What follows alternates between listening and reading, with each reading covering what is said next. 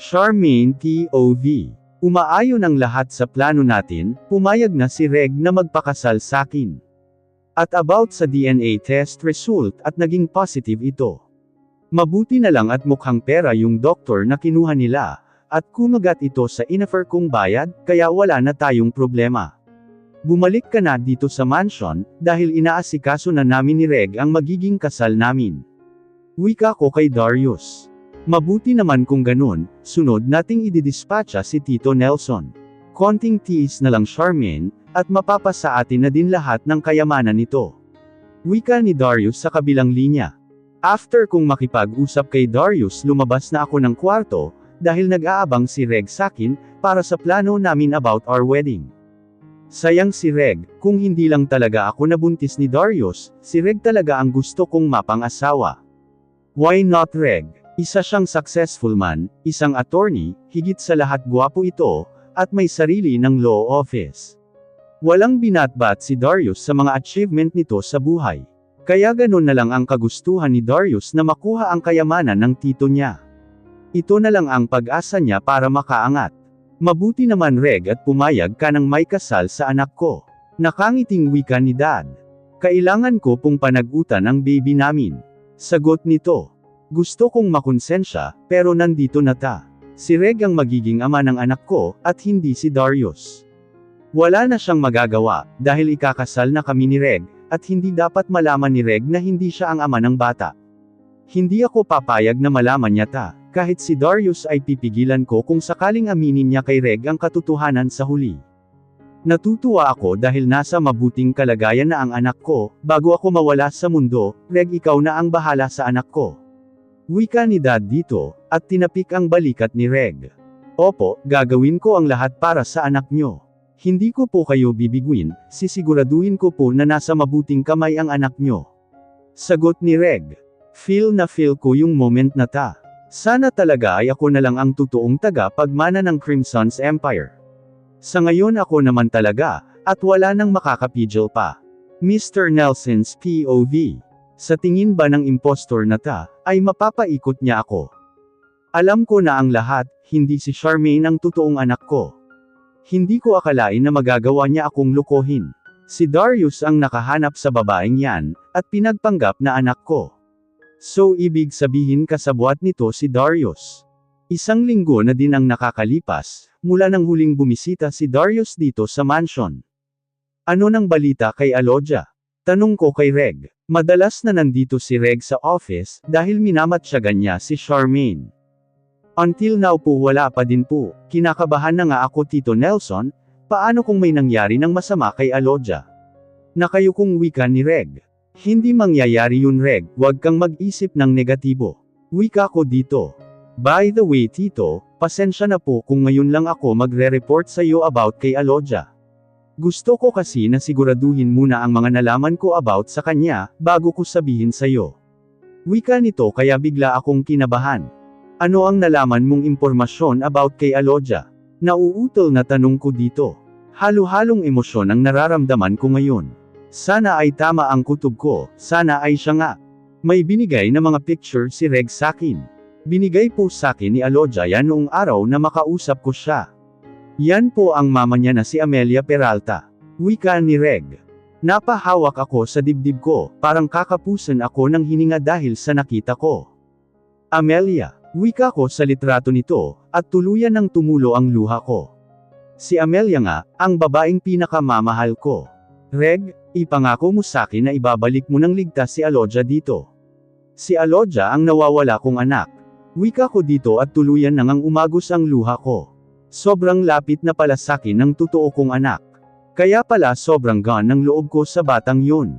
Kaya pala kamukhang kamukha niya si Amelia. Sorry Tito Nelson kung umabot pa sa ganito ang lahat. Kung sinabi ko sana sa iyo agad, sana lang hindi aabot sa ganito. Wika ni Reg habang nakayuko. Hindi mo kasalanan Reg, ginawa mo lang ang trabaho mo. Sa ngayon kailangan muna nating palabasin si Darius sa lungga niya. Hindi niya pwedeng galawin ang pinsan niya. Hindi ako makapaniwala na aabot si Darius sa ganito. Wala akong makuhang dahilan para lokohin niya ako. Tinuring ko siya na parang anak, dahil sakin na siya lumaki. Tapos ito pa ang isusukli niya sakin.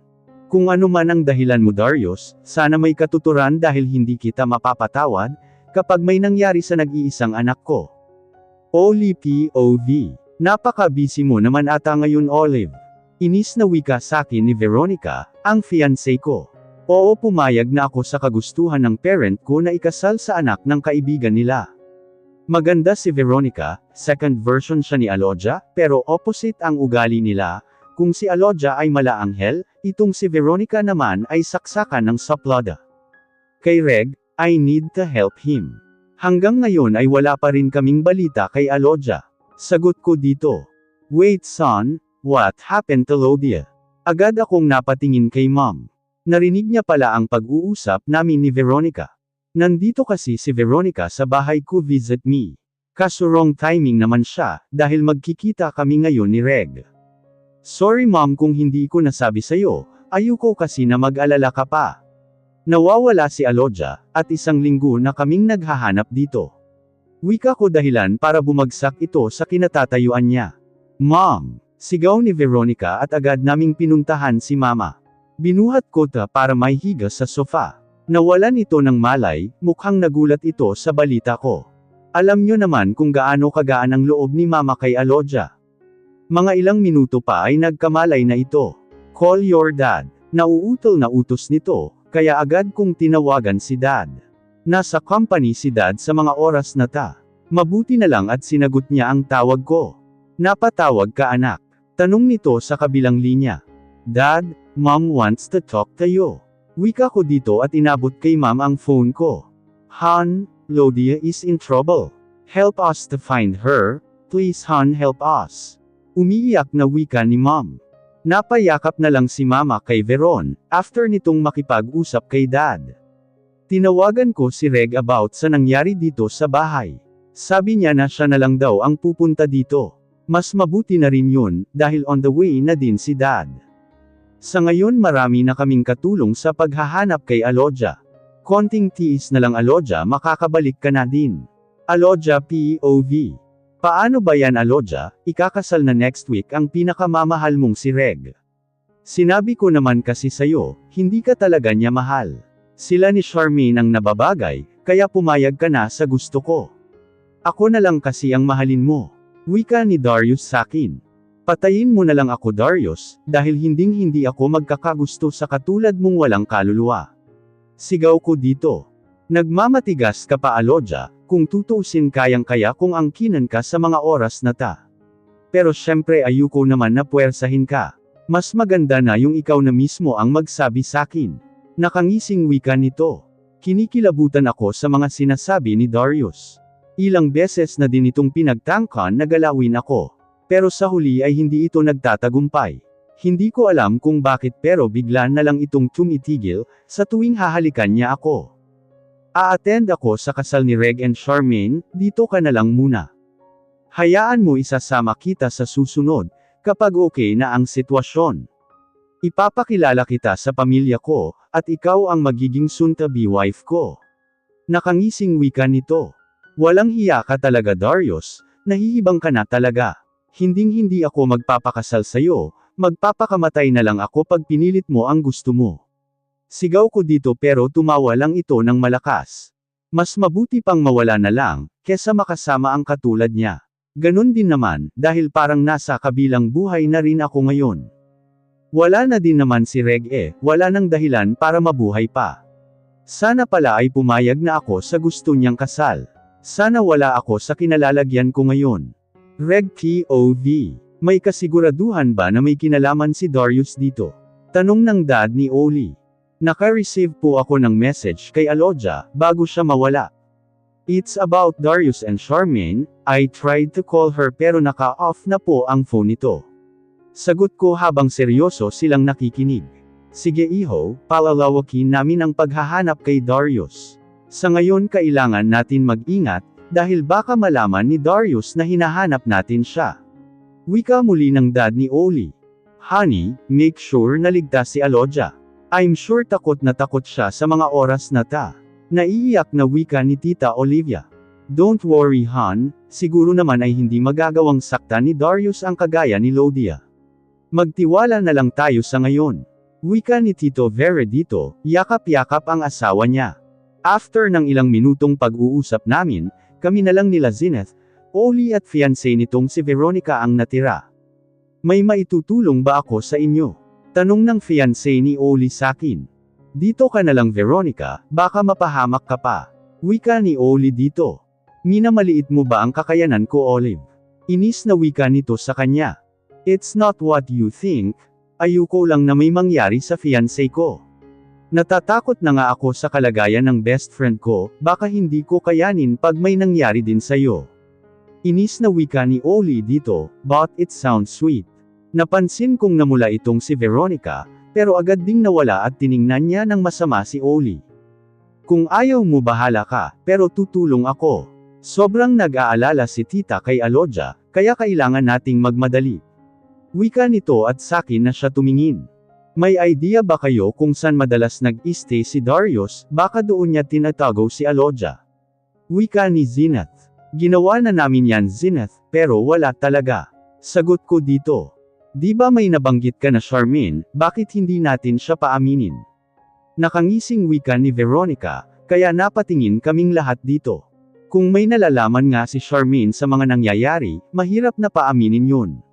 Wika naman ni Oli. Bakit hindi nyo muna try? In the name of love, gagawin mo ang lahat, di ba Reg? Nakangising wika ulit ni Veronica. Sa pinap-anto niya parang alam ko na kung ano ang gusto nitong mangyari. Sige Veronica, mukhang maganda nga yung idea mo na yan. Lalo na ngayon, at paniwalang paniwala si Charmaine na naloko niya kami. Wika ko dito kaya mas lumapad ang ngiti nito. Pero Reg, paano kung may gawin na naman si Charmaine sa'yo ngayon? Paano kung maging totoo na lahat ng paratang niya sa'yo? Pag-aalalang wika ni Zenith. Kung yun ang madaling paraan, para mahulog sa mga kamay ko si Charmaine. Gagawin ko yun para kay Alodia. Wika ko dito kaya wala na rin itong nagawa. Charmaine POV. 11 PM na at pahiga na sana ako ng kama, nang biglang may kumatok sa kwarto ko. Pagbukas ko, nang laki ang mata ko nang makita si Reg. Reg, nauutol na tawag ko dito. Ewan ko ba pero ang lakas ng dating niya. Magulo ang buhok nito, tapos naka-open yung isang butones ng polo niya. Mukhang nakainom din ito. Charmaine, tawag nito sa akin na para bang inaakit niya ako. Teka lang Reg, anong ginagawa mo dito? Hindi ko na naituloy pa ang sasabihin dito, nang bigla ako nitong hinalikan.